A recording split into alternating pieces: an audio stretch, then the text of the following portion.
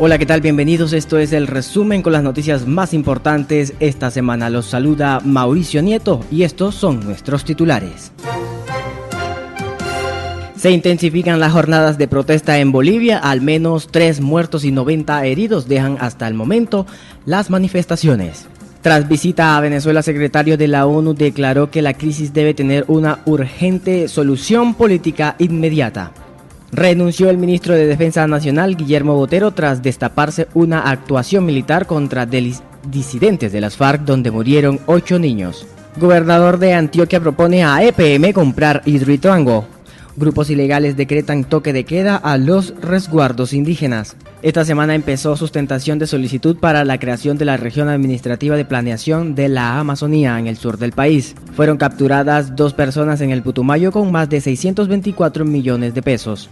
En Noticias Deportivas aparecen nuevas versiones sobre posible cambio de equipo de James Rodríguez. Y en Noticias de Actualidad, los Latin Grammy celebran 20 años galardonando la música latina. Noticias internacionales, en el resumen de la semana.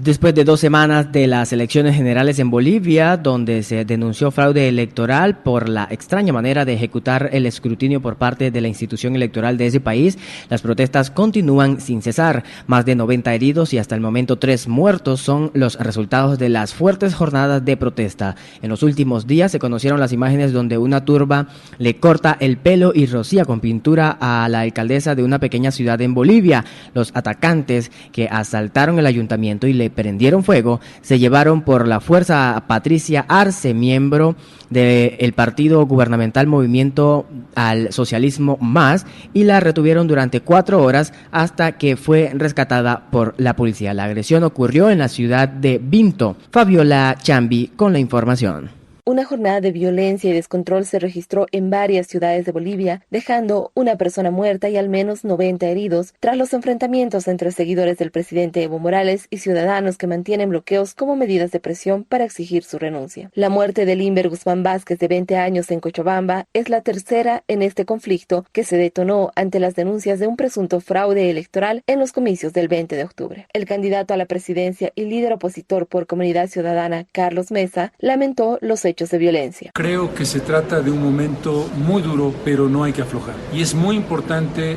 que ustedes, bajo el liderazgo de quienes están en la coordinación de la tarea de mantenerse en movilización permanente, midan la acción y midan la reacción. El presidente Evo Morales, a través de su cuenta de Twitter, llamó a la pacificación del país y lamentó el deceso de Limber Guzmán, a quien consideró una víctima inocente de la violencia promovida por grupos políticos. Los enfrentamientos se dieron en medio de fuertes críticas de la población a la policía, a quien exigen garantizar la seguridad. Nos han dejado al pueblo, nos dan la espalda. Las camionetas de policía les hemos dicho, nos están apreciando. Por otro lado, el presidente del Comité Cívico de Santa Cruz, Luis Fernando Camacho, arribó al aeropuerto de El Alto y fue escoltado por la policía para trasladarlo a la ciudad de La Paz en medio de enfrentamientos entre quienes lo apoyan y los afines al movimiento al socialismo. Camacho prevé entregarle el jueves a Evo Morales una carta de renuncia para que el presidente la firme. El secretario adjunto de la ONU para Asuntos Humanitarios, Mark Lowcock, estuvo de visita en Caracas esta semana para verificar la continuación de la crisis en Venezuela.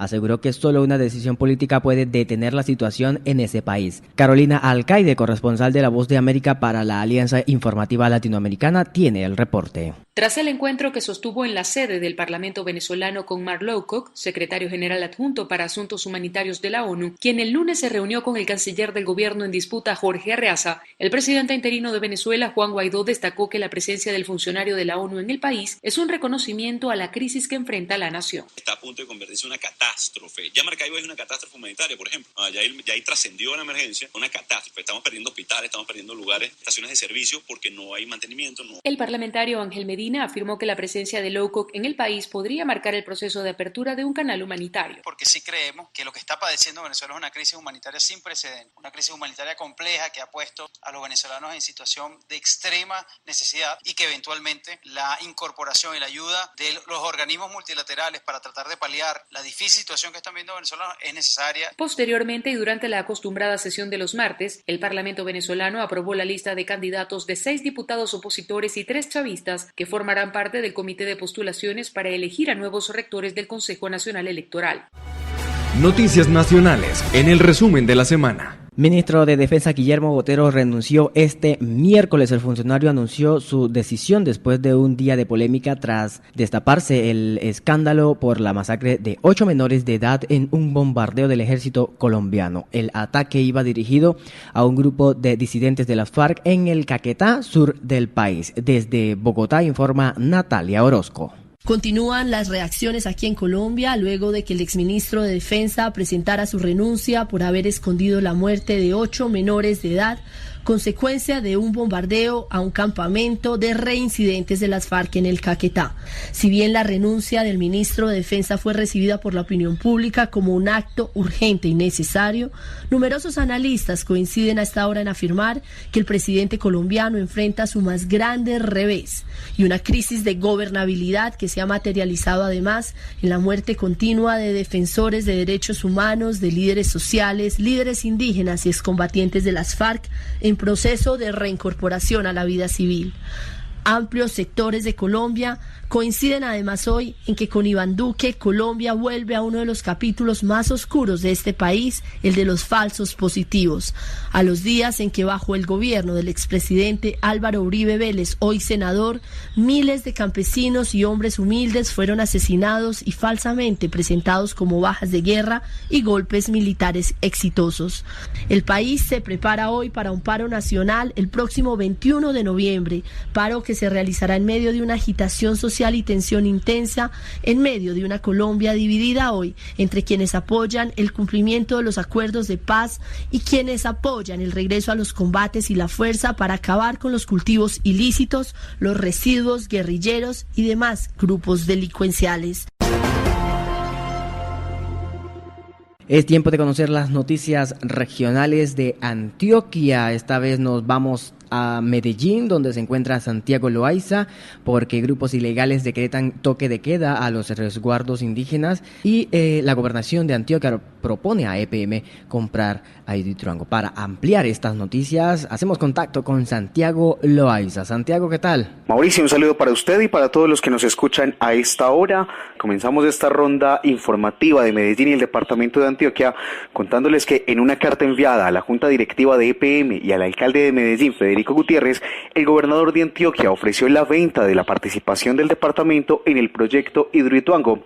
De acuerdo con el gobernador Luis Pérez, vender la participación de la gobernación en este proyecto permitiría la organización de los estados financieros de empresas públicas de Medellín, así como hacer frente a las posibles multas que puedan resultar de posibles incumplimientos del retraso de la obra y de presuntos errores constructivos.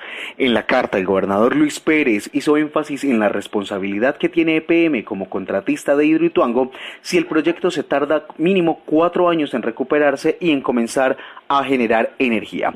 Esto fue lo que señaló el gobernador de Antioquia, Luis Pérez Gutiérrez. Yo le estoy presentando a EPM unas consideraciones estimadas, unas aproximaciones de unos gastos que están ya en vigencia y otros que vienen a futuro, unas multas que tienen que pagar por los errores constructivos, y eso en un futuro puede afectar las finanzas de empresas públicas de Medellín. O sea, que tenemos que defender a empresas públicas de Medellín. Yo digo con razón que ni Medellín ni Antioquia se pueden pensar sin empresas públicas de Medellín.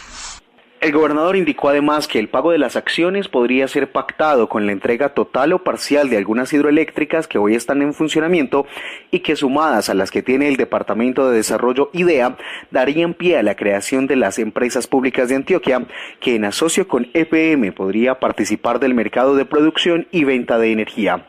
En la misiva, Pérez Gutiérrez advirtió que aplicar uno de los tipos de contratos suscritos para el proyecto hidroeléctrico, las cláusulas penales de apremio contra EPM como contratista podrían llegar a sumar hasta $450 millones. Y en otras noticias, voceros indígenas del Bajo Cauca y del Urabá antioqueño denunciaron que en la última semana grupos ilegales como el Clan del Golfo y los Caparros decretaron un toque de queda ilegal en esta zona del departamento de Antioquia.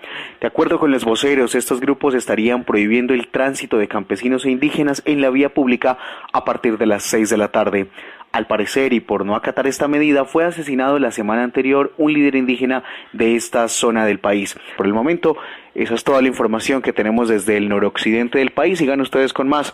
Muchas gracias, Santiago, por toda la información. Ahora es tiempo de conocer las noticias regionales del sur del país con Mónica Delgado Legarda. Ella se encuentra en Mocoa y nos va a brindar desde esta semana todas las noticias del Putumayo y de esta región sur de Colombia. Hola Mauricio, pues te cuento que el pasado 6 de noviembre, en desarrollo del plan choque El que la hace la paga, construyendo seguridad, la Policía Nacional de todos los colombianos logró en vías del Putumayo la captura en flagrancia de 2 hombres por el delito de enriquecimiento ilícito. La acción policial se desarrolló en el kilómetro 67 de la vía Mocoa-Pitalito, a la altura corregimiento de San Juan Villalobos, lugar en donde los uniformados adscritos a la seccional de tránsito y transportes del cuadrante vial 4, mediante planes de registro, control y verificación de antecedentes a personas y vehículos, proceden a realizar el registro a un vehículo tipo bus.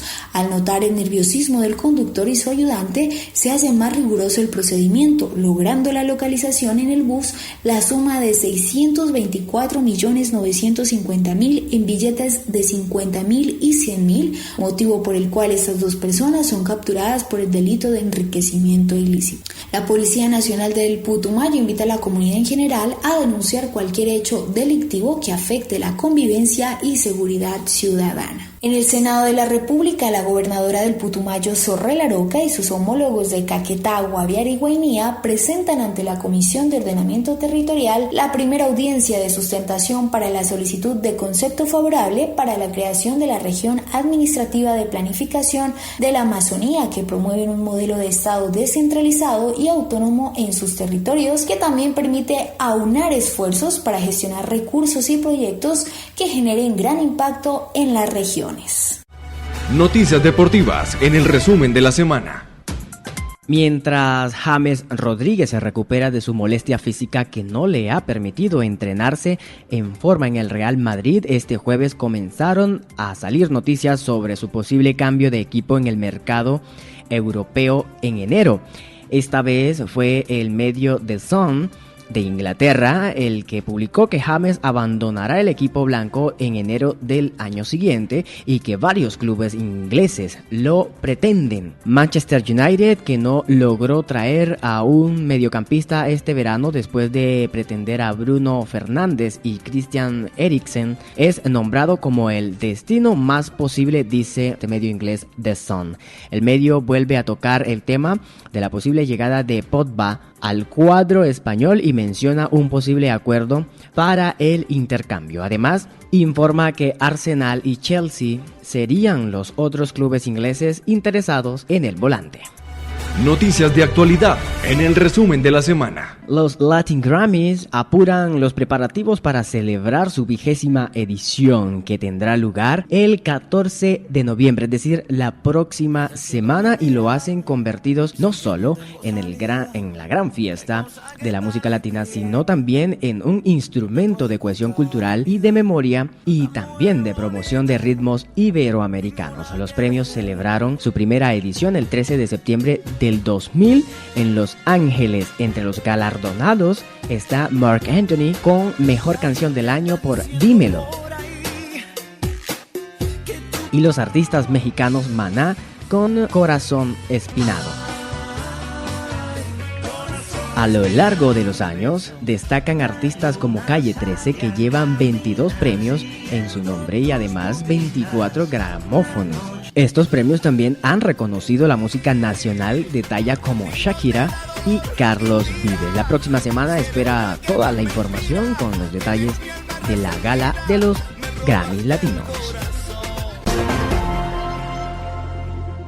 Es todo por el momento en el resumen de la semana. Fue un placer haberlos acompañado en este bloque informativo con las noticias más importantes de estos últimos días. Los acompañó Mauricio Nieto. Agradecemos a toda nuestra audiencia por acompañarnos en esta edición.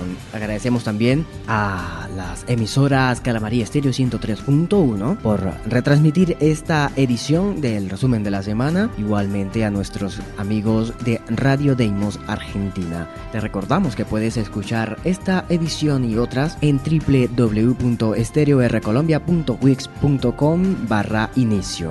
Hasta la próxima semana.